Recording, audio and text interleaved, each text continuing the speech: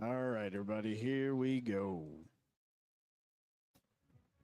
WCZN, Union Grove, Huntsville, Alabama. 97.7 ESPN, The Zone. Welcome to the Hacoc Hour, presented by Stockton Mortgage, your power play in mortgage lending. NMLS 8259. Call Jen DeTulio at 402-350-0392 for all your mortgage needs. Now, let's head to Zambrewskies upstairs at the Ice Sports Complex.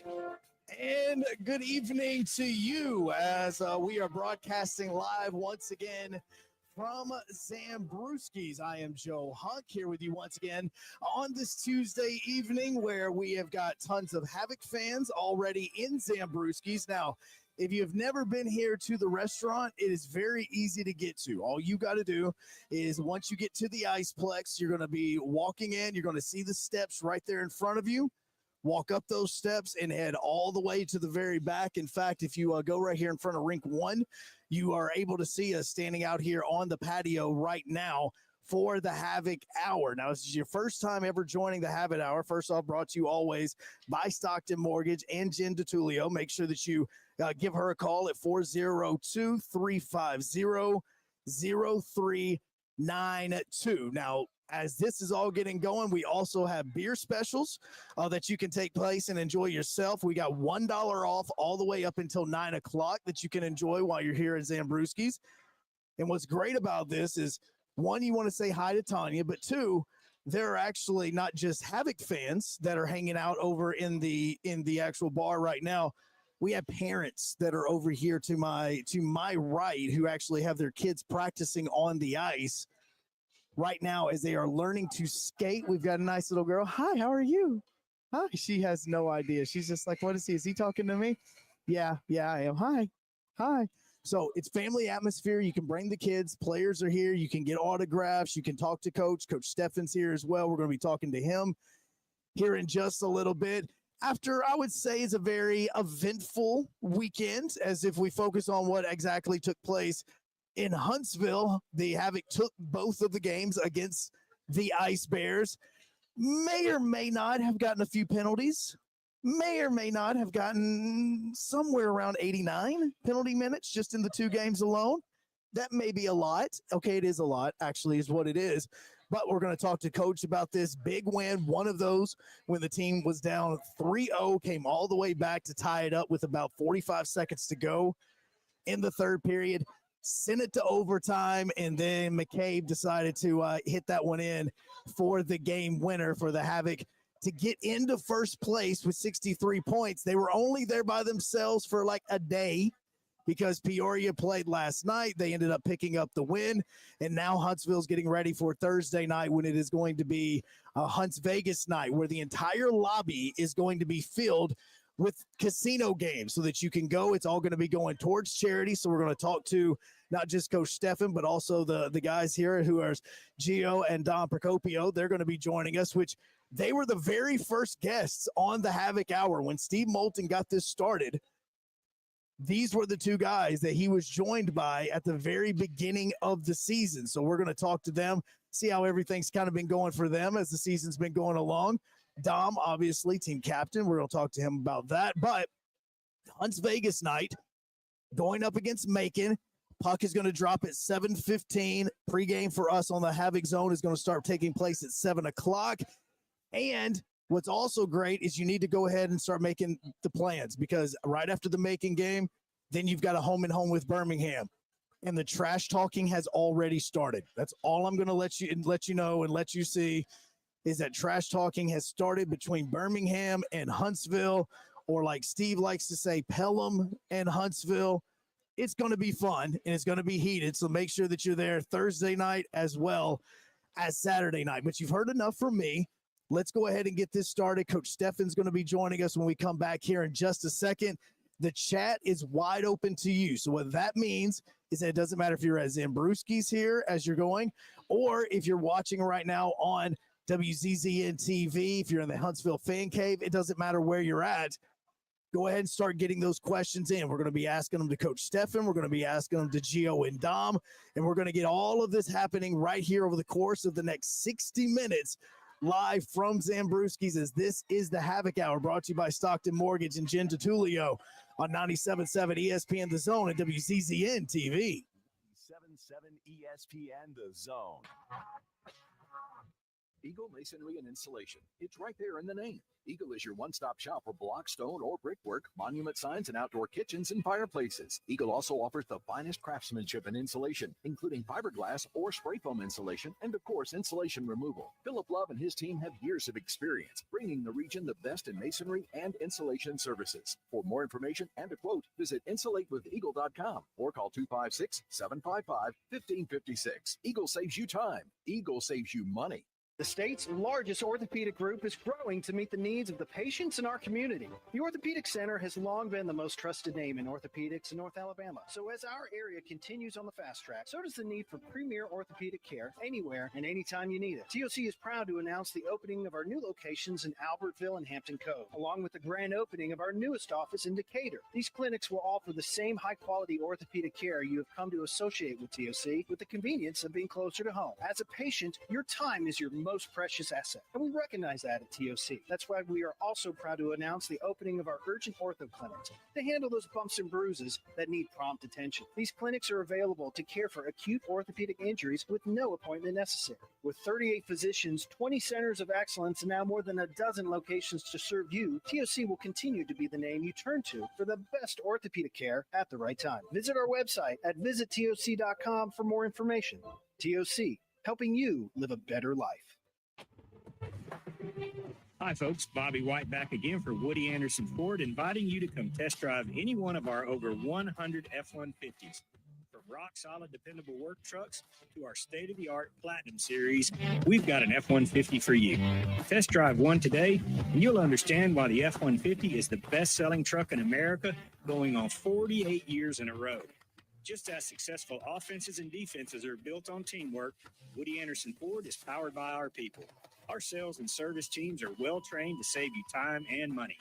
And because we want your business again and again, no one will work harder to earn it. Our mobile service teams come to your home or business for oil changes, brake work, tire rotations, and more.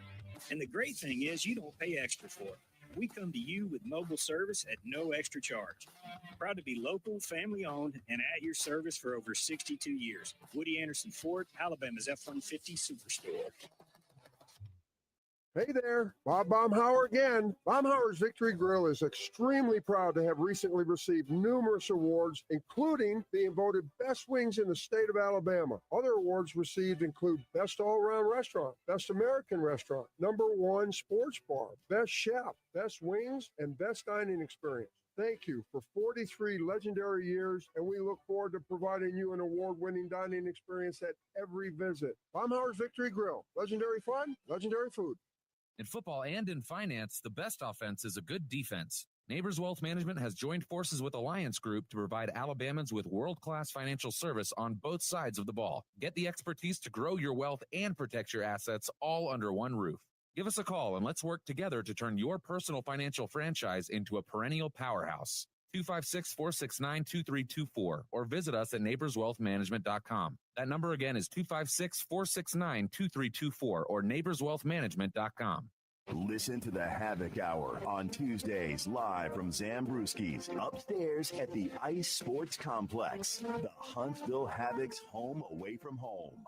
And Hacoc fans, you can earn reward points for attending. Presented by Stockton Mortgage. In MLS 8259.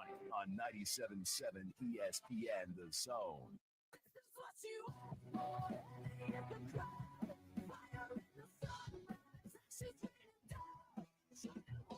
The Hacoc Hour on WZZN TV as we are continuing live from Zambrewskies, courtesy of Stockton Mortgage and Jen DiTullio. Make sure that you do give her a call at 402-350-0392. Don't forget also happy hour going on right now over at the bar here in Zambrewski's all the way up until 9 o'clock. You get $1 off all of that. Make sure that you say hello to Tanya, who's behind the bar tonight. But sitting to my right now is the head coach of the Huntsville Havoc, and Coach Stefan joining us right now, which, Coach, there's a few things that obviously do hockey-wise, obviously want to talk to you about, but the one that I think everybody's kind of seeing on is, do you remember, because it was during your playing days, the phrase, the cardiac pack? Have you ever heard that before, whenever talking about the Havoc team? I feel like that's only kind of started the last few years here. Again, our we've had some good teams, but we don't seem to want to put teams away early in the game or anything like that. And we like to come from behind wins. So I think it's only kind of come on the last probably maybe 2-3 years or something like that. So I think when I was playing, I'm not sure we had that moniker or term or whatever. So it might be a newer thing. Well, and it was, I actually learned of it over the weekend when, yes, you guys came from behind to win. And somebody said, way to go. They are the cardiac pack, or the cardiac pack is back, something like that. And people started asking that question. When did this get started? And they said, started a while back when the Havoc continued to want to win games late, win them late. And for you guys, these 2 wins against Knoxville, and I know that, depending on how everything's been going, those were tough games. I mean, emotional games and all that. And even that second one, I mean, when your team is down like they are 3-0, you guys have been down 5-1 and you were able to come back earlier in the year. That one didn't result in a win, but this one did the other night. What are you saying to the guys even before the period's up with? I mean, first period, I actually didn't think we were playing that bad. Yeah. We were just turning a lot of pucks over. We just our puck management was terrible.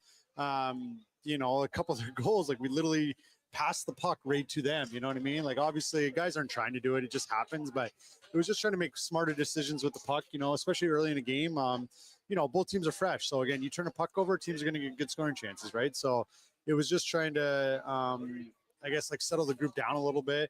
And then, in the first intermission there, obviously after, being down 3-0 there, while we had a big late goal by Palmer there, make it 3-1 at least. So, and then, Knoxville, I think, lost 8 or 9 in a row at that point, probably got in their heads a little bit, but our guys responded really well. I just said, we just got to clean up our turnovers, and I think we'll be fine. And I really believe we were coming back to win that game, and the guys did a good job battling back, and made sure we did that. Well, and I think that on Friday night, I was down there with you guys.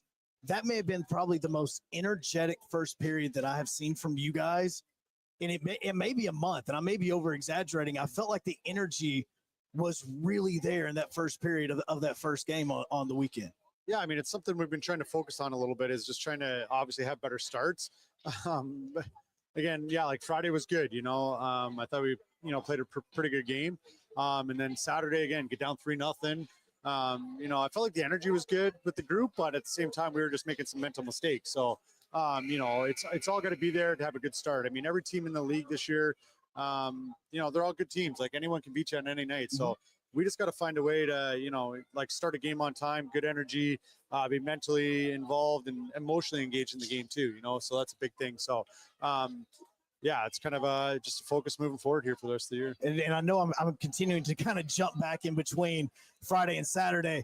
Did Palms even know that puck was going to go in when he shot that at the end of the period? No, I don't think so. We actually, we went over video today. Guys always like to see the goals, so we always throw the goals in. And we made sure to stretch that video out a little bit longer there, because you could see it as soon as the camera pans to his face there, he just had a shock face on his face. So it was pretty funny. So the guys had a good chuckle about that today. Yeah, I looked over and I'm watching him, and I was like, oh, Palms, and it goes in, and I even see him go what the heck just happened? Even he didn't figure out what was going on. But then you get down into the third period, and I don't want to say this has kind of become a calling card for you guys, but you pull Robo, you get 6 men on the ice, and you score. And this isn't the first time this season that you guys have done this. Now, this is the first time that you've been on since it happened, but I want to say, I believe it was the Roanoke game was when you guys pulled Robo and you tied it up right there in the last minute.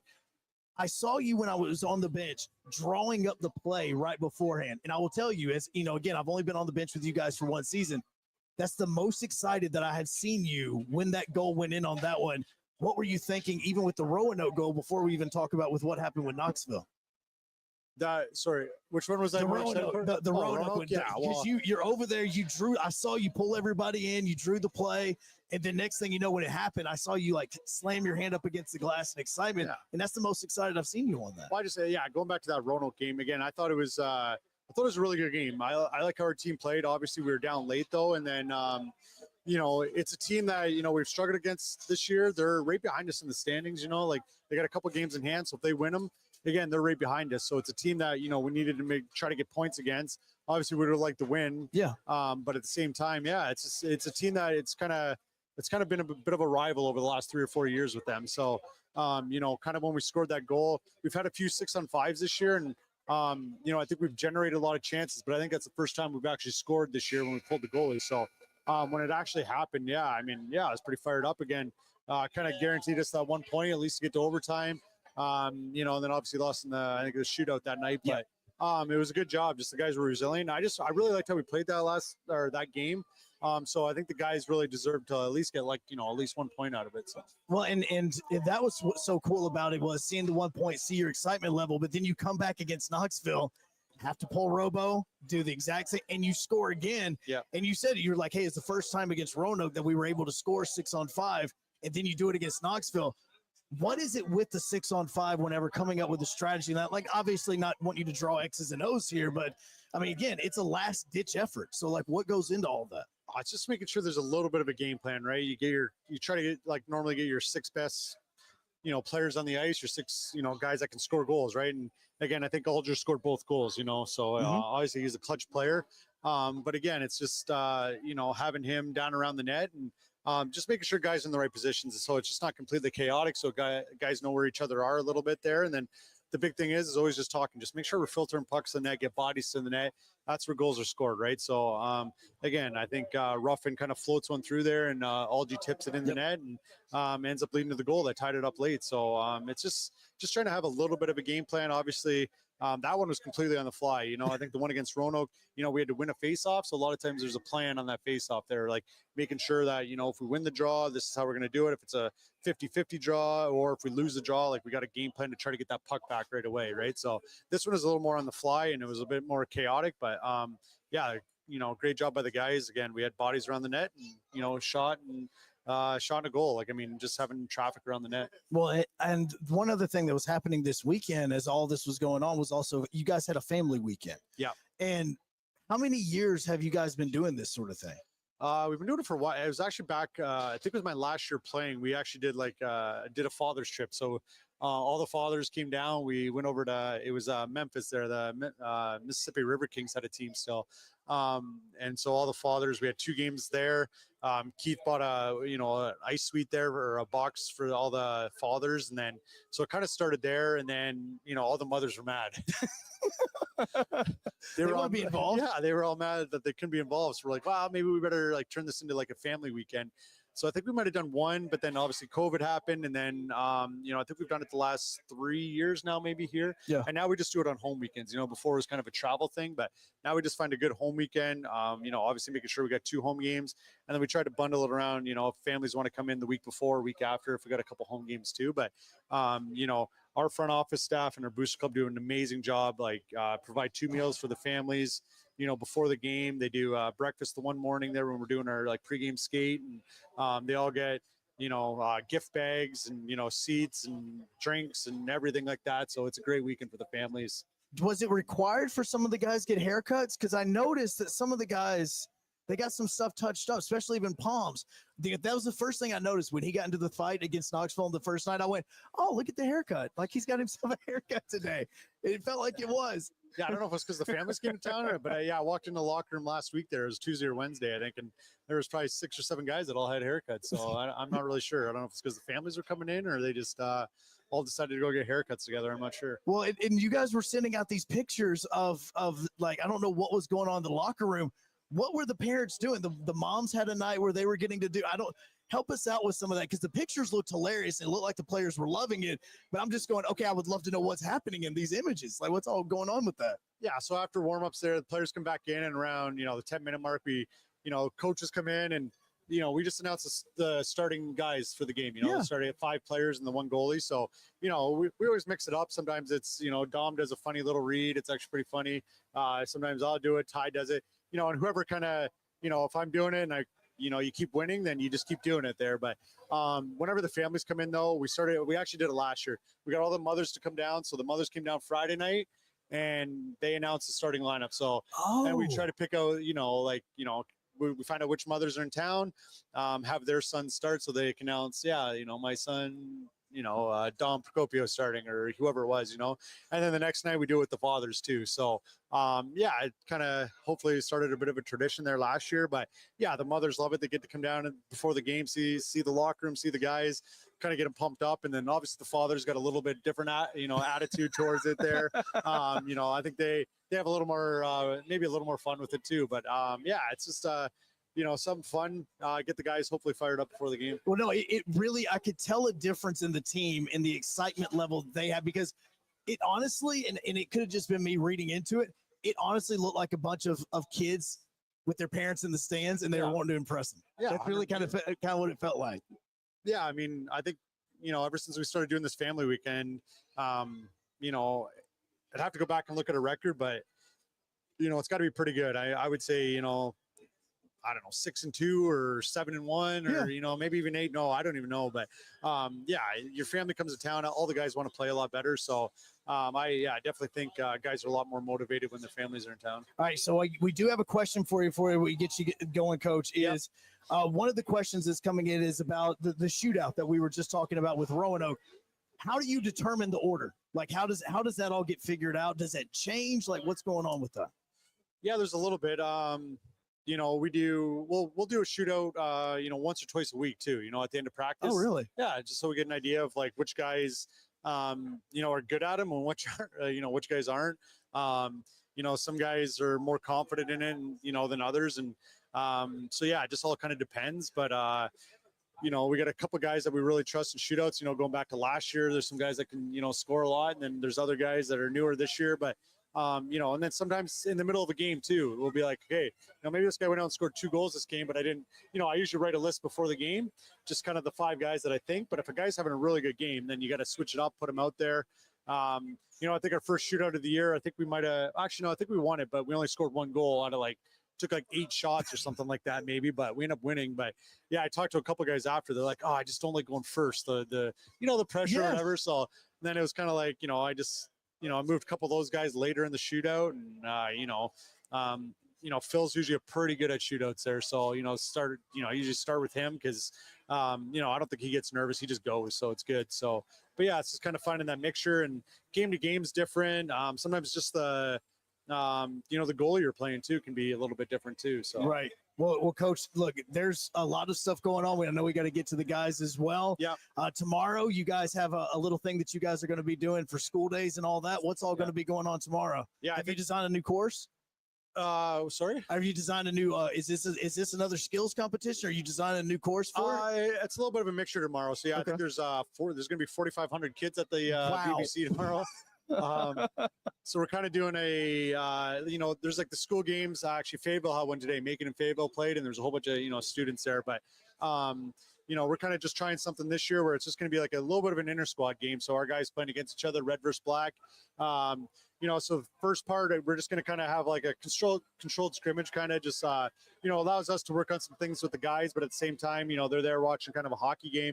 And then we are going to do a little skills competition at the end of it too. So kind of have a little bit of fun with it as well. But yeah, it should be exciting. 4,500 kids in the building just yelling and screaming the whole time. Well, I will let you know that even on the Hacoc Hour, we've had a few players that have said that they know how hard McCabe hit the puck during the velocity challenge, the hardest puck hitting contest. Yeah. There's some guys that think that they could actually do better. They just said they weren't in the contest. Don't know if you want to call anybody out during it and just say hey, here's your opportunity or what. Don't know if that's even part of the plan, but just letting you know that they've already kind of made the comments about it. Hey, Dom and Fish drafted teams for the skills comp there. Yeah. And then they picked their hardest shooter. So that was on Dom and Fish. So I had nothing to do with that. So, But we got the radar guard at the arena, so anytime they want to do it, I can break it out and they can take shots on it. So there we go. Yeah, so. All right, head coach Coach Stefan, he is going to be around for just a few more minutes as well to say hello, take some pictures, do all of that that you can see with him as well. Coach, good luck. We will be there as well because we're going to be there Thursday night, and then Saturday night I'm going to let you know. I'm on the ice Saturday night. Just letting you know. Yeah. Just letting you know I'm on the ice. I'll try and remember that. Yes. We've already talked about it beforehand. That's the only reason. All right, Coach, thank you so much. We appreciate it. Hacoc Hour is going to continue when we come back. Dom, Gio, they're going to be up here in just a few moments. Questions are starting to roll in. Get yours in as well as we continue live from Zambrewskies here on the Hacoc Hour on WCCN TV. 97.7 ESPN The Zone. Hi, folks. Bobby White back again for Woody Anderson Ford, inviting you to come test drive any one of our over 100 F-150s. From rock-solid, dependable work trucks to our state-of-the-art Platinum Series, we've got an F-150 for you. Test drive one today, and you'll understand why the F-150 is the best-selling truck in America, going on 48 years in a row. Just as successful offenses and defenses are built on teamwork, Woody Anderson Ford is powered by our people. Our sales and service teams are well-trained to save you time and money. And because we want your business again and again, no one will work harder to earn it. Our mobile service teams come to your home or business for oil changes, brake work, tire rotations, and more. And the great thing is you don't pay extra for it. We come to you with mobile service at no extra charge. Proud to be local, family-owned, and at your service for over 62 years. Woody Anderson Ford, Alabama's F-150 Superstore. In football and in finance, the best offense is a good defense. Neighbors Wealth Management has joined forces with Alliance Group to provide Alabamans with world-class financial service on both sides of the ball. Get the expertise to grow your wealth and protect your assets all under one roof. Give us a call and let's work together to turn your personal financial franchise into a perennial powerhouse. 256-469-2324 or visit us at neighborswealthmanagement.com. That number again is 256-469-2324 or neighborswealthmanagement.com. I'm here with the Vice President of Mortgage from Bank of Frank Ewing in Hazel Green. John Kendall has an opportunity for you. That's right, Scott. If you're looking for a job, come see me. It is a great opportunity. If you want to get in business, you're bored with your dead-end desk job, give me a call. 256-507-9180. It is Bank of Frank Ewing in Hazel Green. They need you. Bank of Frank Ewing in Hazel Green is an FBI insured bank, as well as equal housing MLS number 446-707. By now, you know about Eagle Masonry and Insulation, and maybe you know that Eagle also does landscaping and dirt work. But how about after paint work? Shower doors, shelving, and mirrors, all taken care of by Eagle, the same Eagle that takes care of all your masonry, insulation, and landscaping needs. Eagle brings the same level of expertise to all these disciplines, and they're ready to provide you with a free quote. The website is the same, insulatewitheagle.com, as is the phone number, 256-755-1556. Give them a call and see what Eagle can do for you. Eagle saves you time. Eagle saves you money. The state's largest orthopedic group is growing to meet the needs of the patients in our community. The Orthopedic Center has long been the most trusted name in orthopedics in North Alabama. So as our area continues on the fast track, so does the need for premier orthopedic care anywhere and anytime you need it. TOC is proud to announce the opening of our new locations in Albertville and Hampton Cove, along with the grand opening of our newest office in Decatur. These clinics will offer the same high-quality orthopedic care you have come to associate with TOC, with the convenience of being closer to home. As a patient, your time is your most precious asset, and we recognize that at TOC. That's why we are also proud to announce the opening of our urgent ortho clinics to handle those bumps and bruises that need prompt attention. These clinics are available to care for acute orthopedic injuries with no appointment necessary. With 38 physicians, 20 centers of excellence, and now more than a dozen locations to serve you, TOC will continue to be the name you turn to for the best orthopedic care at the right time. Visit our website at visittoc.com for more information. TOC, helping you live a better life. Hey there, Bob Baumhauer again. Baumhauer's Victory Grill is extremely proud to have recently received numerous awards, including being voted best wings in the state of Alabama. Other awards received include Best All-Around Restaurant, Best American Restaurant, #1 Sports Bar, Best Chef, Best Wings, and Best Dining Experience. Thank you for 43 legendary years, and we look forward to providing you an award-winning dining experience at every visit. Baumhauer's Victory Grill. Legendary fun, legendary food. Listen to the Havoc Hour on Tuesdays live from Zambrewskies upstairs at the Ice Sports Complex, the Huntsville Havoc's home away from home. And Havoc fans, you can earn reward points for attending. Presented by Stockton Mortgage. NMLS 8259. On 97.7 ESPN The Zone. I get those goosebumps every time. I need the Heim. Throw that to the side. My music didn't want to play. I was over here like, come on now. I was about to get a false start just on the music alone. Welcome back into the Havoc Hour, Joe Hunk, as I am joined by two Havoc players that may look similar to each other. There's a reason for that. Gio and Dominick Procopio, which I will tell you guys that I wasn't the one that was hosting the Havoc Hour the first time you guys were on, because this is y'all's second go round, right? Yeah. Second one. Okay, so I'm going to try to go away from any sort of brotherly questions. Okay. Because I'm assuming you guys got asked that the first go round. Yeah. Okay. Yeah. See, so I'm going to try to go around that. Now, first thing that we're going to go ahead and just get this out of here, because this is the elephant in the room. Dom style. Let's just go ahead and just hop in on this thing, okay? Because he walks in, the shirt's legit. You don't even need the jacket, by the way. The shirt's legit. And the first thing I said to him is like, are you selling this clothing line? Like, what the heck is going on? But then you turn around and went, oh, yeah, no, I really do have like stuff I sell. What are you talking about? Yeah, I guess over the years, I really like to shop and go thrifting and look for some unique clothes. So for me, I channeled that into kind of, I guess it's called reselling now. But yeah, before that was a big thing. I would just go to the thrift store and look for cool stuff. And I don't do it to make like a huge profit, but I think it's fun. And I like to shop, so I channel it in a way to make a little cash instead of spending cash all the time. That's so. Smart. But yeah, I have like little online closets on apps like Poshmark and Mercari's one and Depop too. So what is that one? Because I think that's attached to your Instagram? X feed. Well, on Instagram. Yeah. No, y'all's Instagrams are all private, by the way. Screw both of you. It may have been Instagram that you actually had that connected to that on there. So yeah. For me, yeah, I think it's fun. I know a lot of people do it like full time now and stuff, which is cool, but it's a lot of effort. Yes. So yeah, I just like to go thrifting and look for cool older vintage stuff and sell it. And people put stuff up for crazy amounts. I'm not trying to rip anyone off or anything. So he actually does have some pretty cool stuff because I went through it earlier. Some of it's like new stuff, some of it's older stuff. So, but yeah, I go look at something like, oh, like that's pretty cool. I bet someone want to buy that. You also play to your audience because I saw Auburn stuff in there. I saw Alabama stuff in there. Well, I go thrifting here, so there's a lot of Bama stuff, and people love it. So, how did you? I say the unique style with how you like. How did this start? Where did this begin for you? Yeah, someone told me about it when I was at college, and I have a lot of clothes, so I brought way too many clothes to college. So then I was like, oh, I just got to offload some of the stuff I don't wear anymore. Then I started selling it. I'm like, oh, making a couple bucks extra for college, like beer money, food money, whatever. Right. So I was like, maybe if I go to the thrift store, and then I found a Lululemon shirt or something, and someone bought it like the next day. I was like, okay, so this could be like a viable thing just as a side gig. So Do I even need to ask how much a Lululemon shirt? How much you got for that? I got like $30. I paid like $6 for it. So $24 profit. Yeah, the markups are pretty good, Easy. but people will sell it like brand new prices. And like for me, I'm not trying to rip anyone off. Yeah. So you do seriously go to his Instagram. Yeah. First, you got to request to follow him because he does have it private.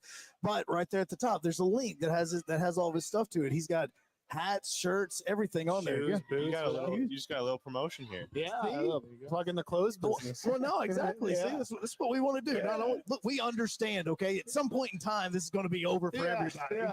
He's over here. I'm surprised he doesn't have an actual clothing line himself. I would like to one day, or have like a vintage store or something. It's just my hobby I really enjoy. So, Stu always gives me crap for what I wear to the games too. So Okay, good. I'm glad you said that because when I asked him about it, he went, something else, man. Yeah, that's pretty much what he says every time. He'll just give me a look up and down and shake his head. So. Well, and while he's doing this, what about you? Because he has this as his hobby. What is your hobby on this? When we walked in here, because he was working earlier today, so we drove separate here, and he saw my outfit. He saw his. He's like, we look like two opposite people right now. 1,000%. No, I'm pretty vanilla. Like I just wear active wear clothes. Like if I'm able to wear comfy clothes, I'm gonna wear comfy clothes. I'm not. He's the one in the family that wears the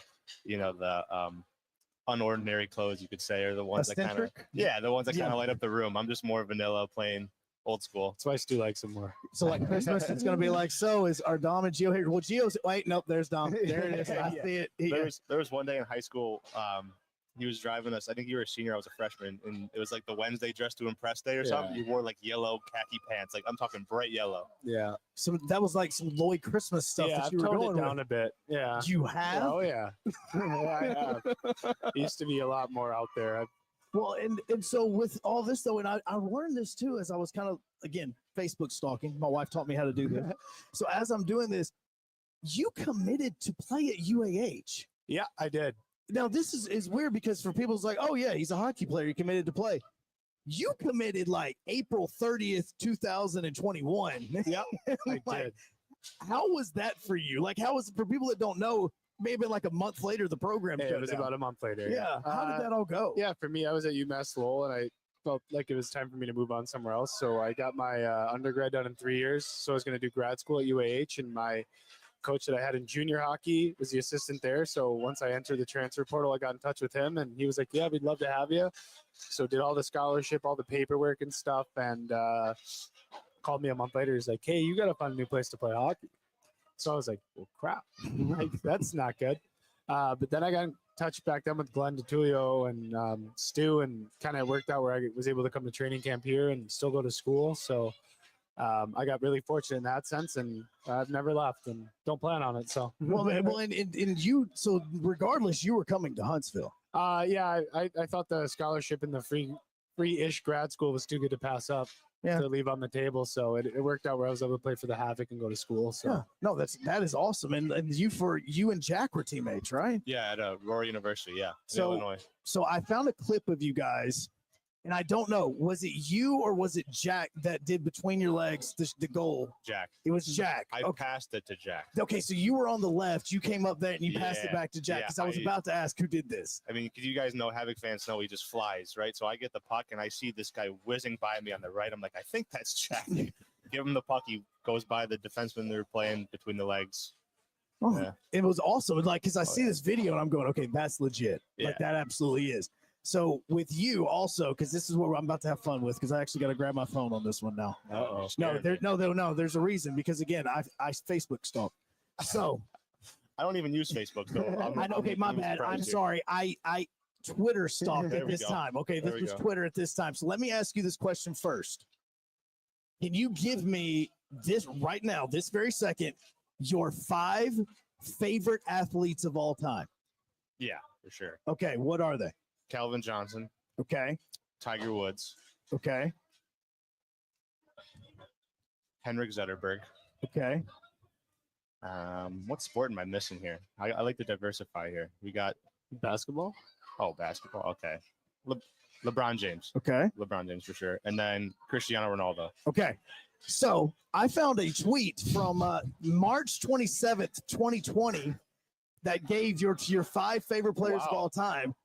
4 of the 5. You're lying. 4 of the 5 that you just said is on this He's list. pretty consistent. I He's a just saw very Pavlo consistent Datsuk guy. on the old list. I almost said him over Zetterberg, but That's the what I was about- leadership role, like as I've grown older, I realized Zetterberg. I was about to see because I wanted to see what had changed. That's insane. From 2020. You also don't tweet a lot, so it wasn't hard to get to No. 2020. Yeah, no. I mean, it really wasn't. But I saw this and I thought, okay, this is awesome because that's also how I learned about you and the UAH stuff. And I thought to myself, that's crazy that you literally, because I started looking at it and I went, wait a second. On his like hockey page, it doesn't mention UAH. So like, how did this happen? Nope, never played a game. Never played a game. Nope, unfortunately. At all on that. But then you come to Huntsville, and now I have to ask about your wife. Yeah. Because you are married. You're one of the few guys on the team that is married right now. I think I'm the only one. Yeah. You're the only one, and yet y'all all still live together because we've had your roommates on. How was that? How would you meet her? I met her in 2018 playing junior hockey in Shreveport, Louisiana. So we met then. We were together for like 3 months, and we did some distance while we were at school. She went to LSU, so I know it's not popular down here. Yeah, no, it's really not. No. So that's definitely not, especially around like beginning of November. Yeah, it's really not fair. So I'm a Tigers fan by proxy. So yeah. Yeah, whenever I say Roll Tide, I get yelled at. So. No, you should. Yeah. No, I mean, look, dude, I don't even know you, and I don't want you saying it. Yeah. I'm not an LSU fan.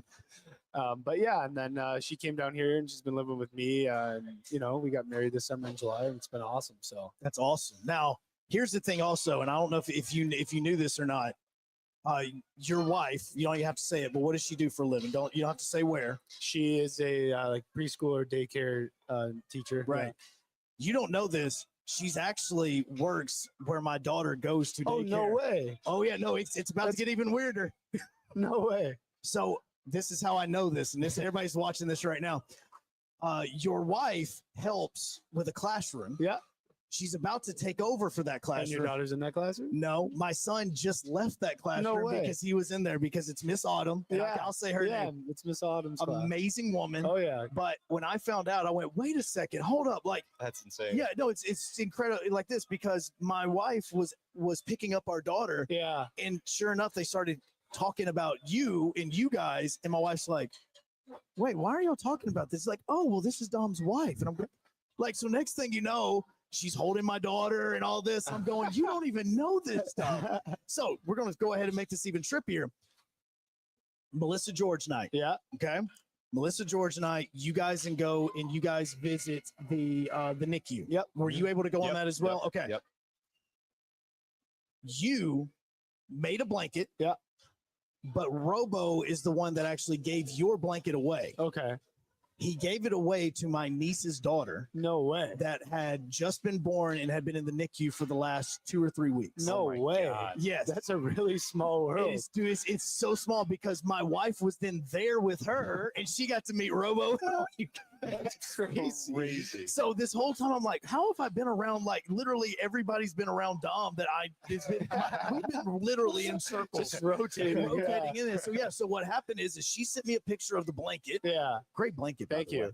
Great blanket. So she does the picture and she's like, Robo gave us this. And I go, oh, okay. I was like, well, that's not the one he made. I was like, hold up. So I go and start investigating and see the picture of you actually making that blanket and holding up there. So it's the blanket you made that he gave that somehow got to my niece's daughter that was just born. That's insane. That's incredible. It's so weird with how all that thing is worked on there with that. But with those things and making those blankets, did you know like you were making, like, how do you make the blankets? What all went into making those things? He was the expert. Oh yeah, I've been doing this my fourth year doing it. Fourth year. But You made 3 when the other guys were making yeah, 1. I made 3 in time. Like I love Jack, but he struggled to make it. So everyone was giving Jack a hard time, and I had like 3 blankets done. Yeah. Yeah. They just, you know, Becky, our owner, and Renee, her good friend, they just lay out the blankets, ruler on the table. They give you line. It's really hard to mess up. Okay. They give you the lines. Yeah, Jack was messing up. He wasn't messing up. He's very methodical. Oh, yeah. He took his time. So yeah, you just kind of cut the slits and tie them. So, you know, if it's your first time, it takes a while. So I just went down, put on a Joe Rogan and put my head down and got 3 done. He did. He knocked him out. And in one of them, I swear, when I saw it, I went, okay, this is extremely awesome. Now, Zach has a question for you guys. And one of them is y'all's favorite movie. What do you guys have for favorite movies? It's got to be Miracle on Ice. You like Miracle on Ice? I've watched It doesn't that movie. have to be a sports movie. I mean, I know you. I'm a sports junkie. Okay, then I'm all right. sports 24/7. Oh man, I love Scorsese. Yeah. Like I love Goodfellas is probably up there for me. Goodfellas is probably one of my favorite movies. Also like Mean Streets from the 70s, old Scorsese. Oh dang. Yeah, I'm a kind of a Scorsese guy. So anything, you know, yeah, I would say Mean Streets or Goodfellas for me. Anything Will Ferrell or Adam Sandler, we grew up on those comedies. Yeah, we love good too. comedies. Like those are all time If classics. I'm gonna sit down and watch a movie, it's probably gonna be Goodfellas. So I again going. Oddly enough, my wife just listened to the podcast with Travis and Jason Kelsey. They just had Adam Sandler on. Oh, no way. And they said like he's even cooler in person than what he is in the movies. He looks like a boss. Yeah. Man. Dude, Oh, seriously. yeah. Like Oh, this yeah. guy, like he goes into like New York and he'll just go to a gym and just do a pickup He basketball balls game. out. And he balls out. Yes, like Yeah. it's not like he's like, oh guys, can I play? And they're like, okay, take it easy on Adam here, guys. Yeah. Like he'll ball out. I mean, he's amazing. Oh yeah, I saw this tweet a while back when he would be in New York playing pickup games. He would come every time with like an $80 ball, which is, I guess, I'm not a basketball guy, but crazy to do for like a pickup game, then he would just give it to the guys when he's done. So what's the equivalent of an $80 ball in hockey? Oh, is there like an $80 puck? Like what is that? It would. I don't think so. It'd be like just like expensive puck. Maybe just a stick. Yeah, it'd be like giving a kid a. No, I think they're like $400 now. So. Wait, sticks are $400. Adult ones, it's insane. So you guys who break at least 2 or 3 a game, that's like $1,200 that you guys are going through in a game. Us. We get like a good deal through Warrior. Yeah. So and like I think they prorate it pretty well. I don't know the specifics here, but if you were to go into like a pro shop and buy the new Bauer Shadow or something, any new Bauer CCM, new Warrior, like the main brand, $400 for a senior, probably $350 for a junior. So like your 12-year-old, it's got a $350 stick. Okay, so then help me out with this because again, I'm baseball. Yeah. I grew up baseball. Yeah. So for me, again, getting a $400 baseball bat, okay, I get it. I understand. What do you guys look for in a stick? And I mean, this sounds so strange to even ask this question, but what is it? What is there that you're looking for when you look at it and go, not feeling this one, I like that one? Yeah, a lot of it's like depending on how you shoot the puck. Like honestly, there's kick points and sticks. There's a low kick point. They flex. Yeah. Okay. There's a high kick point or there's a mid kick point. Like for me, I use a mid kick point, which is just kind of just like the average or the general, I guess, flex for a stick. So I mean, as far as a bat though, you spend $400 on a bat, that thing's probably not going to break in the year. No, it doesn't. No, I still have some of them. That's what I'm saying. So if you buy a $350 stick for your 13-year-old, they could break that the next game. Yeah, and I think they do 30-day warranty. Yeah, So if you break it on the 31st day, it's like You're SOL, out. man. Yeah. No, seriously, that's what I'm thinking because again, I sit there and I watch you guys. It's like, oh, hey, debris on the ice. Oh, hey, debris on the ice. And now you tell me they're $400 sticks. I'm going, oh my God. Yeah. That is so much money. Hockey's gotten a lot more expensive since we've grown up, and it was expensive then. So yeah. Well, hockey parents are, I'll tell you this, hockey parents are, shout out to all of them because they're dialed in. Well, and I want to get my son into hockey. Like we were talking about on the air today is, like the Little Preds program. Oh, yeah. That they I'm have out here coaching that on Monday. Wait, do you for real? Yeah. Okay, so like tell me about this because again, he comes in here. He came to one of the last Hacoc hours. He wants to learn how to play hockey. He's kind of in that stage where he doesn't know what he wants to do, but I want him to at least try it because one, this is a sport that I never played. Yeah. So I want to make it where it's not, I can't be crazy dad fan over here. So I'm not sitting here thinking like, I know more than the coach does. But what goes into this for you as a coach and you're teaching somebody that young? Like, how does this work? Yeah, I think the biggest thing with the little guys is you want them to enjoy it first. You want them to just love being on the ice and playing hockey. So when they're really little and learning everything, skating's the biggest obstacle because they get out there and they try to walk and they're like, oh, crap, this is nothing like that. Right. So you just, it's basic skills, shooting and passing kind of come after the skating. So once they learn how to skate, you can have them, kind of pass the puck, shoot the puck. And then as they get older, you can kind of hone in on like the specifics of that.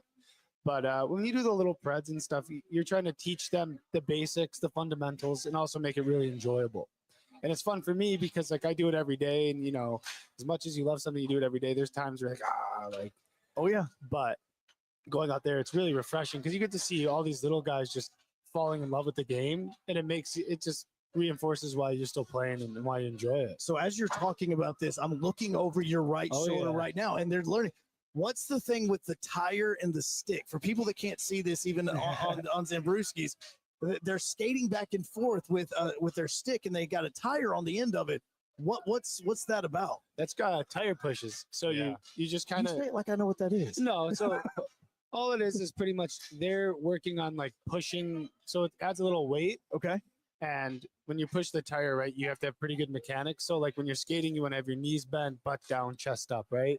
So if you're trying to push an object with your knees locked, it's like jumping. You don't get very high. Yeah. So it forces them to stay low and push, which is like kind of the next step when you're trying to teach someone how to skate is how to have good posture, I guess. And because all the skating comes from your quads and your glutes and everything. So it like forces them to create good habits with their skating. Yeah. So did you guys have to do this growing up or did you just get like thrown on the ice? Because y'all are from Michigan. Like it's just like, hey kids, go learn this. No, we did stuff similar. Yeah. For sure. Did y'all really? Oh, yeah. Yeah. Michigan's it's like football down here, but hockey. Right. So it's a lot of there's a lot more ice rinks. I think in the Metro Detroit area, probably an hour radius, there's probably 100 sheets of ice. Yeah. Seriously? Oh yeah. Maybe more. And there's 2 sheets of ice from here to Nashville to Birmingham. So no, you're not wrong. Yeah. It's a lot more accessible up north. So. Oh, absolutely. Now, Devin asked a question right now on YouTube, which you can ask as well on Facebook as well as X. You can ask these questions. He does want to know about when you guys were little. He says, who used to take up for who when y'all got into fights as kids? Like, were you getting in the fight, you coming in? Was it vice versa? How did this work? I feel like just looking at this one, I think I know the answer, but I want to see what we're doing here. Like you're saying, when Dom would get in trouble? First off, who would get in the fight first between you two? You would get in the fight first? Yeah. As a kid, yeah. When I was younger, I was a menace. Yeah, he was a menace. So were you ever having to take up for him, or was he ever coming in? And No, I think a couple of times maybe like you stepped in, but no. Yeah. It was so he handled it all on his own? Oh, yeah. It would be like away from everybody at school. Like, he'd be in elementary school, and then I'd be in middle school. My mom would be like, oh, man, Gio did this. I'm like, what? Yeah. No, there was one time, I'm not afraid to say it. There was one time going back home on the school bus, and one kid was like flicking quarters at people, and he was flicking it at my nose. I said, you flick it one more time, I'm going to punch you in the face. I'm like 8 years old. And the kid flicks it at my nose, I punch him in the face. Did he stop? He stopped. Okay, just double checking. He stopped. I didn't get in trouble or anything. It was a whole debacle at first, but we're good. So did you just spend your entire hockey career like trying to catch up with all the fights that he got into as a kid? No, we were good kids. We really didn't fight too much. no. I mean, we had a really good group of buddies, and we'd play outside like all day, every day in the summer. Yeah. And we play like football, soccer, baseball. Things would get heated, but like there was never really like fisticuffs. You'd have like pushing or like some choice words. Your kids. Yeah. We had a peak childhood, man. Like we had a cul-de-sac where we grew up, and we had about like 8 to 10 like childhood friends, school friends that would come in the neighborhood. Like every summer, every day. Baseball from 10 a.m. to 4 p.m. Yeah. Really? So, So like with you two in this, because there's a 3-year age gap? 3 Okay. year. So 3-year age gap. And with kids that I knew that were brothers, even if there was a 2 or 3 year age gap, the youngest would play up. That's what he did. So you were always playing with older all kids. of his friends, yeah. So did that make you better quicker, or was how was that? Well, he was always like a stud. Like with soccer, he's a really good soccer player growing up. Like he For played. real? So we'd go out and play soccer with like hockey nets on this cul-de-sac, and he's like putting it through guys' legs, like heading the ball into the net, like doing things that like an 8-year-old shouldn't be doing. He's doing it on the field too, but when we're playing like backyard soccer, like he's got his Italy jersey on. When he scores, he takes it off like Ronaldo. Like, oh yeah, see, he was Ronaldo, all top in. five See, there you go, top 5. Yeah. This is all time back in. Yeah, he was a stud. Baseball too. He'd pitch. He's a lefty. Oh, and guys couldn't hit him. Yeah. He's throwing like junk with a tennis ball somehow. Oh, see now the tennis ball, baseball games, those are fun, by the way. Because I'm telling you, I used to do those as a kid. Oh, it was so much fun, especially when you peg somebody. Oh yeah. Metal bat too. We had one time my really good buddy Dylan was here, and my neighbor Tyler. We're all good friends. It's like we've been playing for 5 hours. It's like a series tie game. Dylan hits like one up the middle, or I hit one up the middle. Dylan's on second, rounding home, play at the plate, and he lowers his shoulder like peak Pete Rose through my buddy Tyler, touches the plate. My buddy Tyler's on the ground. He can't even breathe. Yeah. See, now that's because when you talk about you're taking up for yourself, I was like, dang, I said, so wait, did he get in the fights when he was younger and you're getting in the fights now and everything on this? But like, again, it just sounds like a bunch of guys that were just hanging out in the cul-de-sac and having fun. Oh yeah, we literally all day, every day, all summer. We come home for lunch maybe, and then you know, if my grandma's watching us, she'd make like a grilled cheese for 10 minutes, and you run right back out. Yeah. So. Gatorade, all the the Capri Suns, get all the juices in, and we're good. See, so with you guys this weekend, with the family weekend, were the parents able to come down? Like, how did that go for you guys? My mom, dad came down, and then my buddy Dylan I was talking about, he came with his fiance, and it's the first time he watched us play since we like 10 years almost. Yeah, he's never watched me play. I don't think, so he was able to come down and hang out too. So it was really fun. It was a really cool experience to have him there too. So Coach told us about the starting lineups and about how the parents were doing that. Which parent did the best? Oh man! So my mom didn't get to go because we didn't start that night, and then my dad got to go because I started on the Saturday. So he gave like a Bruce Buffer intro. Yeah. Did he really? That was pretty cool. Yeah, that's awesome. Yeah, he gets into it. So. Okay. Now, here we go, because you guys have talked about being in Michigan from Detroit. And I know this may be a loaded question, and I have a feeling that this answer is going to go one way. But Mark wants to know, of the 4 professional sports teams in the Detroit area, which one do you think is going to bring the next championship? I know the Lions is the easy answer. Oh, I don't know, man. But that's why I want to add one. The first time they were Super Bowl favorites, they got bounced. It broke our hearts. That's tough. I mean, honestly, all 4 sport teams are kind of on the up and up, which is nice to I mean, see. the Tigers stuck in the playoffs and went on a heck of a run there. Yes. Like And nobody. If you went to a Tigers game in like July, you could have walked in and by by like September, like sold out, standing room only. Oh, absolutely. So Detroit's really cool. I would say the Lions, as far as like an overall team, like a championship type team with the build, like the Red Wings are kind of getting there, but they still need some pieces. The Pistons have won 6 or 7 in a row. I love Kate Cunningham. He's an absolute beast. He went to Oklahoma State, he's a Texas guy. Yep. But they're still young, so I don't think they're on the championship cusp yet. And then, like Dom said, the Tigers too. They had a Cinderella run, but I think they're going to be better next year. Although they have a lot of studs, like huge gamer, Scooble guy. Yes. Then you also have like Nick. I think it's I almost said Nick Ford. That's actually a player for Rona. I actually know him pretty well. Do you really? Colt Ford is who I think I was thinking of. Like between him, you also I want to say it was like Springer or something like that. Like you guys, Springer. Except for Javier Baez, who literally is stealing money. Yes, he is. But again, like I'm a huge video game guy, so like playing with Detroit is the fun thing. Because they're good, but they're not amazing. So they're that team you could start like a dynasty with. In there. So like with the different things, you've mentioned all these different teams, but you guys have played in a bunch of different arenas. Y'all mentioned the Shreveport, like you guys were playing there. Y'all both won championships. Yeah. But as you guys have played throughout your career, is there an arena or a venue or something that you guys have never played in that you're like, before I put my skates up, I would love to play one game here? Oh man. I don't think I've ever had. I mean, instantly, it's the old Red Wing rink, Joe Lewis. But that's torn down. So I know, but I did play a game there. I played a youth game there, and I scored. So that was a special moment. So wait. So y'all get to play a game at Joe Lewis? When we were younger, we played AAA, and Little Caesars is a program there. Yeah. And they would play games there. So when you go play them, you play at the old Joe Lewis Arena. Okay, that's awesome. It was really cool. My college roommate, his dad's an NHL official. So 2 summers ago, he was doing the Cup in Vegas. In Vegas, Florida, when Vegas won. And he called me. I just got back from Italy with all them and my family. I was home for like 2 days. Like, can you get to Vegas? I'm like, no. He's like, you can, because we have cup tickets and we're going to go on the ice and play like pickup hockey with all the NHL referees before the first game. So he's like, bring your skates and a carry-on and a backpack of clothes. So I got like a Spirit flight out. What? Did they not question the skates part of this in the back? It was literally in a backpack. Okay, It was my personal item. Like they go through the through the kiosk. They're not looking at it going. TSA, that could be a weapon. Yeah. I mean, they are skates. The TSA guy was just like, he was just like, oh, okay, I've never seen that. And he let me. I was like, all right. Where did you fly out of? Detroit to Las Vegas. They definitely don't care. No, they don't care. No, they definitely don't care. Whatever. Like, trust me, we've seen everything in Detroit airport. Skates. He's not creative at all. He Yeah. wants to try to kill somebody. Yeah. Please. Zach wants to know, what was y'all's favorite game play growing up when y'all played? Could be video games, could be board games, could be Video games games y'all for played in the yard. You answer that first. I got to think about this one. Yeah. Core memory for us, we got Guitar Hero for one Christmas. Yeah. And I think we just like sat inside all week and ripped a Guitar Hero. Yes. And like just like didn't come away. It was like the first time we became immersed in a video game. Yep. So like it was the OG Guitar Hero. That was probably my favorite game. Or then we got Rock Band too, which was awesome. Well, I can't remember if it was Rock Band or Guitar Hero that had 30 Seconds to Mars on it. That's how I learned of 30 Seconds to Mars. I was playing it on Guitar Hero or Rock Band. That was it. For me, I still am a huge Star Wars fan. Yeah. So Star Wars Battlefront. Yeah. And then also Lego Star Wars.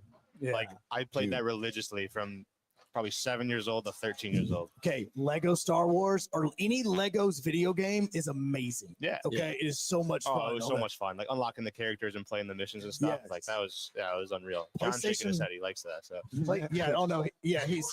So PlayStation Plus just added, I want to say, is it the Jedi Returns? What's the newest Star Wars game? That I don't know. I haven't played them in years. Okay, but I was it about might to say, it might be the Jedi. They Returns, literally just added that like 2 days ago, and I started getting my son to play it with me in there. I mean, he is hooked on it. Oh yeah. Because whenever you start using the lightsaber, it'll like cut through the wall, and he's like, "I'm just gonna make this over here." Like, and so now that's all I'm thinking of with that. Summer wants to know: have you guys ever played Just Dance? No, but my wife is she was a dancer for a long time, and she's Just Dance. Oh God! So she would destroy us. I'm not. I'm pretty sure my I'm not a good- girlfriend Shelby played Just Dance growing up. Like she was a Just Dance girl. Really? Yeah. Oh yeah. I'm not a dancer. No, we Okay. didn't grow up. We didn't grow Well, up I mean, dancing. that's a positive, I guess. Yeah, I don't dance very well. All right, so now we are officially in overtime, mainly because this is just too fun to stop right now. So because it is 7:00, so just letting you know, we're in OT. So now with that right there, the video games thing, like how many guys on the team are gamers? A lot. It's him. A lot. Like there's a lot of guys that play Call of Duty. I Yeah. would say about 6 to 7 of them, and there's probably around like 5 guys that still play like Fortnite right now. By the way, it was one of y'all's hobbies whenever you were in school. I can't remember which one it was.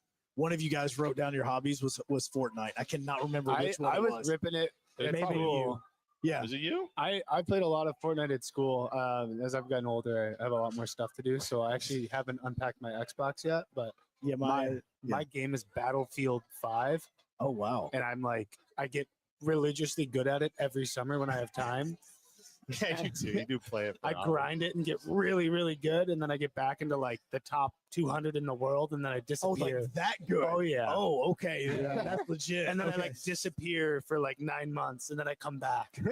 He's just like, wait, ding, he's back Yeah. online. Season must be over. Yeah, Next season. yeah. What about for you? What I mean, like when you're saying like, okay, so Battlefront, you have Call of Duty. What Yeah. else do you guys play? This summer, the new college football game came out. Oh, Like for yeah. the first time in 11 years, me and him created a dynasty. We're trying to pick a school. We picked the University of Wyoming just because. No, because it's awesome. Yeah. It was sweet. We And, can't because you also couldn't pick like Idaho. Yeah. like we all wanted to. Yeah, so we Yeah. picked Wyoming, and I think we got to like year 2033. Like Oh yeah, 5 5-star classes, national 6 championships. Heisman's, Yeah. running back factory. Were y'all like playing the game or y'all Oh, sub? Every are you- game. Really? Oh yeah. Well, it would shifts. Like he would play 2 games, and I'd play a Like game. so much so to the point it's like the 2028 recruiting class guy is like our #1 running back, and we're just like, he's got to win the Heisman this year. It got so intense to the point where like his wife and my girlfriend would just watch us play for 3-4 hours in the summer. Yeah, we'd just be sitting there and they'd be like, can we like go do something? And we're like, hold on, Tim Newsell's gonna break the rushing record. Wait, his name was Tim Newsell? Yeah, Oh, just yeah. like a random, That's the best generated part. guy. That's the best part. You recruit these guys, and their names are hilarious. Yeah. And like, oh, we got to get this guy. Yeah. No, see, that's what. No, so now, wait a second. Did you guys ever argue and like get back on and go, why are you recruiting this guy? Oh, Like, yeah. why are you even have him on our list right now? He was the recruiting whiz. He'd find 2 stars that were like green, like they would have The green gems. diamond, yeah. And they'd be when they're a senior, they're like a 99 overall. Yeah, like first rounder. I'm like, yeah, I found him at like a whatever in Louisiana or something. Did y'all ever move Wyoming up in conference, or did y'all Oh, keep yeah. them? Pac-12. Yeah, And then moved Big Ten. Well, I mean, Pac-12 had a lot of The room. Big Ten, and then we put all the Big Ten teams like Oregon and all those guys that moved. We put them all back in the Pac-12. So Zuki wants to know. Oh wait, pause. I'm going to ask Zuki's question next because I'm getting one from here. It says Dom looks like he has a side career in waste management. That might be a mob reference, eh? Yeah, it is, and it is in quotes. Would you like to guess about what Huntsville Havoc player is the one that said that? I have a guess. Oh boy, You want me to get? Yeah, I think guess. Posta said that. You nailed it. it was Benito. It Okay. wasn't Now, good. Now, since I know. Benito's on, because we found this out last week, can either of you guys explain the Benito's karaoke corner? Benito, I need you to answer this. It's when we walk out, right? The little Yes, corner. yeah. The corner as you walk out, like you're going to go to the parking lot. Yeah. It's right there, that little weird angled Yeah. turn. It said Benito's karaoke corner. I need answers for this thing because it was gone the other night. Because I looked for it again when I It was walked in. gone. Yeah, it was Oh. gone. I don't know if I had to guess, I would say that Benito's Karaoke Corner is a very exclusive club that changes places in Huntsville. So maybe I shouldn't be mentioning just like Fight Club. Is that what you're trying to say? You gotta Benito's Karaoke Corner finds you. Oh, okay. Yeah, It's Benito. exactly. Is his Yeah. karaoke corner anywhere that Benito is? Is that like one of those? Pretty much, yeah. Oh, he says it's a secret. Thanks. I appreciate that. Yeah, I appreciate that. Okay. Zuki wants to know about you guys. You've mentioned Call of Duty. You've mentioned Fortnite, mentioned Guitar Hero, all that. Do y'all play NHL 25 outside Oh, of yeah. college Yeah, football? we played like 2 nights ago. Yeah, Yeah. We Yeah. still play each other here and there. Like that's Yeah. what we grew up on too, playing NHL against each other. Yeah. For years. I had a Yeah. broken controller and like lost a 1-goal game and took one to a shootout. So I don't know. Just had one broken controller. Yeah, Gio used a good one on his Sounds a little- Xbox, sounds and a I little couldn't fishy. even skate. But I don't know. I played a really structured game. Well, no, Yes, he does. No, trust me. I like we have tournaments and all that stuff. Whenever when I was in Montgomery, we had all these tournaments in there, and I had a 1-goal lead with about 25 seconds to go. Dude, I think I was playing as the Blackhawks. Just when they were so good. Yeah. So I was playing as the Blackhawks. Guy comes down. I tried to bring my defense in like around the goalie. I was like, look, I need to make sure nothing goes through. Yeah. Dude still scores and then comes back and scores again all in 20 seconds. Heartbreak. That's heartbreak. Chair went through a wall. Oh, Like, yeah. I mean, it is no, sir. Yeah. There was one time we were playing NHL and I had Sidney Crosby first shift. I could score between the legs goal. He just turned off his Xbox. He's like, nope. Yeah, I actually remember that. Yeah. No, it was like 2 shifts in a row Crosby scored. Yeah. And he's like, nope, I'm done. Yeah, sometimes I just got to do that. Yeah. So that little heated, but never anything crazy. Okay, so little heated, but nothing ever crazy. Okay, one more question before we get you guys out of here, because obviously, I mean, you have a wife, and she's probably gonna be like, "Hey, you guys gonna come home at any point in time?" Because that's what my wife is gonna be doing. Right here is let me look, make sure I get the best one. Okay, for you on this one, because I've got another one for you. Obviously, team captain, you're the one that goes over and talks to the refs. You'll go over there whenever the refs are making the decisions. What are you and the other team captain talking about? Because you guys got to stand there for like 5 minutes. Yeah, it depends. Like you play a lot of, like, there's 10-team leagues, so you get to know a lot of the captains. So, you know, for me, when I talk to a referee, I always try to stay composed and stuff, because I've learned that you catch more flies with honey over the years here.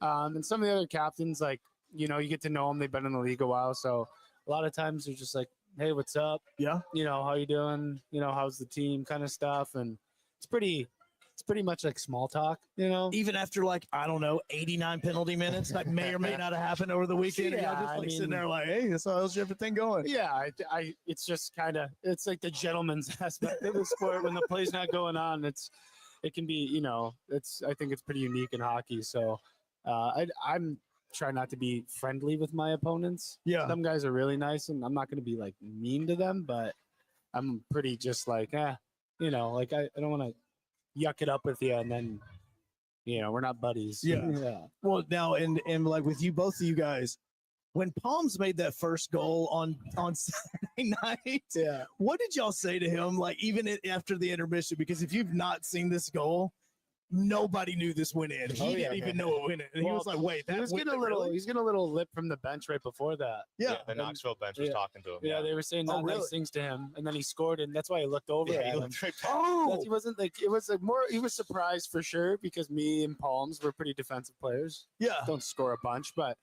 they were like chirping him, and then he literally scored the net. Like, as soon as the puck dropped, he scores, and he just looks at their bench. Later, Yes. I mean, and I'm up there at the top, and I'm like, all right, Palm scored.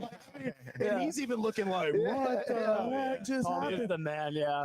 Robbie Fisher called it. So. Oh, did he really? He did. I've been telling Palms the past like week or two, like, you're gonna score soon. You're scoring. You're scoring tonight. Now, and I'll ask you this one for you, because I asked him, you guys flip a switch, like, you know, maybe 15, 20 minutes before the game time, y'all are kind of cool, but then once it gets closer and closer, you flip a switch. Which player is the most opposite of their on-ice persona and the way they are in real life? Ooh. Because I have one, I have a nominee, but I want to see what you guys are saying. It's a good question. That's an interesting one. I would say lately, TR, like, he's pretty quiet and he's composed off the ice. He's a, you know, chill guy. He's almost shy, but once you get to know him as teammates, he's a really nice guy. But when he's on the ice right now, he's pretty ferocious. And he's physical. a dog. Yeah, he's being a pest. So yeah, I would say right now probably TR. I would say Caber, Craig McCabe. That's a good one, He's too. like That's a super good one. chill. He's like a ski bum guy kind of vibe. He was here last week, and I'm like, dude, are you okay? Like, I mean, he was so chill. He's so relaxed. super And chill, then yeah. he's like a $160 maybe soaking wet, and he just throws his body into guys, throwing uppercuts last Friday. So Kills guys, He too. kills guys, and off the ice, he's like the chillest guy. Yeah, I'm gonna let you know that I know there's a few people in Knoxville right now that are not a fan of his after last weekend, and I No. just kind of laugh about it. Yeah, like off the ice, you would not know he's a hockey player. He's like, oh, that's just like a cool, relaxed dude. Yeah. Yeah. Now, also the one I would have said is Risky, because I was thinking. Yeah, Risky's. the only reason I say it is because, again, he's here. Dude has a grin ear to ear, Yeah. literally loving life every yeah. single second for all hour plus that we're doing this. And then it was not even like 2 nights later, he's leaned over the bench just barking at somebody. And I'm like, these are 2 totally different people. Oh, yeah. How did that happen? Yeah, Risky's a good one too. Risky's good. I was thinking of him like Risky or Terry. Yeah, it's pretty interesting. A lot of guys are very relaxed and do a lot of things away from the rink, and then you get to the rink and it just once you're in a competition, right? It's flip switches and you become. It's amazing actually to see how quickly you guys do that, because even I got down to ice a little bit earlier and everybody's like, hey man, how's it going? I'm just going, wow, I need to get down here sooner because this is way different than what it is 2 minutes before the bug drops. Oh yeah. I mean, because when you guys go on, I mean, it gets there. Yeah. Final question, because I said that a minute ago. So how's Buster's face? Oh, he's okay.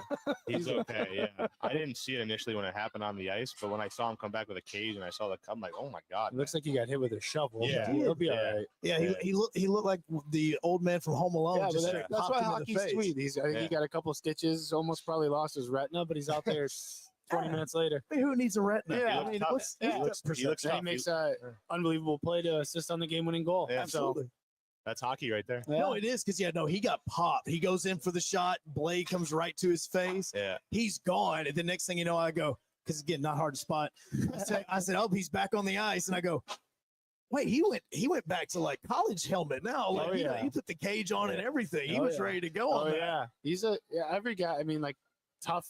Everyone's tough in their own right. You got to be tough to play hockey. All right. So before we let you guys go, because you guys have an event coming up tomorrow morning. Yeah. Coach Stefan said just a second ago that, well, it was actually like an hour ago now, that it is 4,500 kids are going to be there. Look at your eye. I did not know that was the number. Yeah, oh my 4,500 kids are going to be at the VBC tomorrow for this.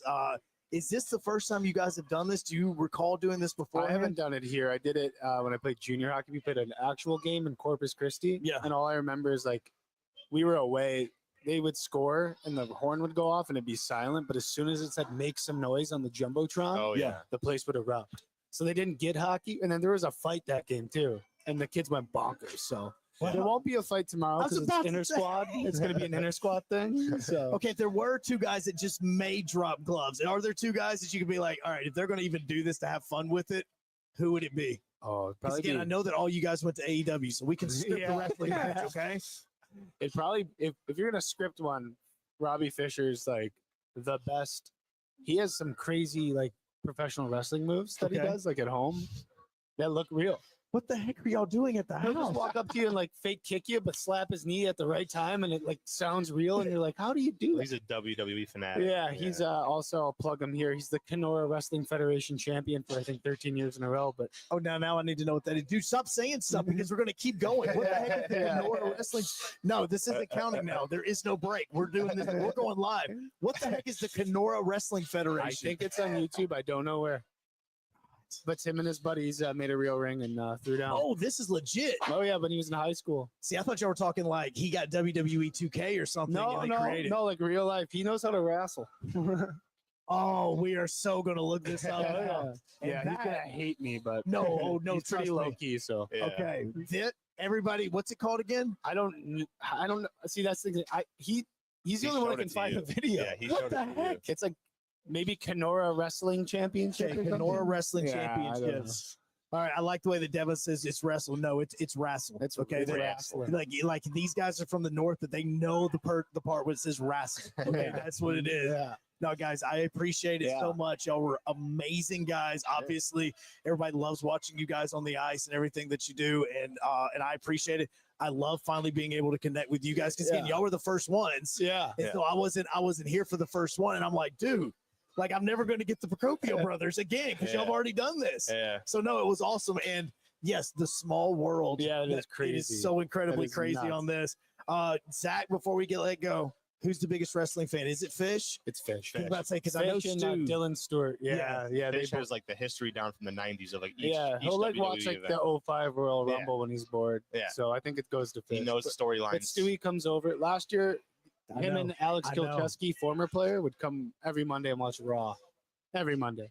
See, between video games and wrestling, like we could keep going on this. All right, we got to wrap up. Okay. Everybody, and then give these guys a round of applause for hanging out with us going in OT tonight. We appreciate them. Next week, it's going to be John Abraham. He is going to be sitting in. We're calling in the backup goalie. Okay, it is. We're giving Robo a night off, and he's going to be there. He's going to be the one hosting the Havoc Hour. So make sure that you guys are back next weekend as well. Thank you to everybody there. Thank you guys thank you. as Thanks well. for having us. Yeah. It was absolutely fantastic. You can hang around these guys a little bit more, get some pictures, all of that. We will be back next Tuesday, 6 o'clock, right here at Zambrewskies. Thank you guys. As everything continues to wrap up, this has been the Hacoc Hour, courtesy of Stockton Mortgage, Jen DeTulio. She's the famous DeTulio. Oh, yeah. And as everything is there, make sure John and myself will be back on the air tomorrow morning at 9. These guys are going to be on the ice tomorrow morning for the school event, and then Thursday back at Probst against Macon. Yep. Friday on the road against Birmingham. Yep. Saturday back at home against Birmingham. Yep. That's right. May or may not be heated. Just gonna let you know. May or may not be. Y'all have a great night. Everybody, thank y'all again so much for coming out and enjoying this. Thank you guys. We will see y'all next week at 6 o'clock here from Zambrewskies.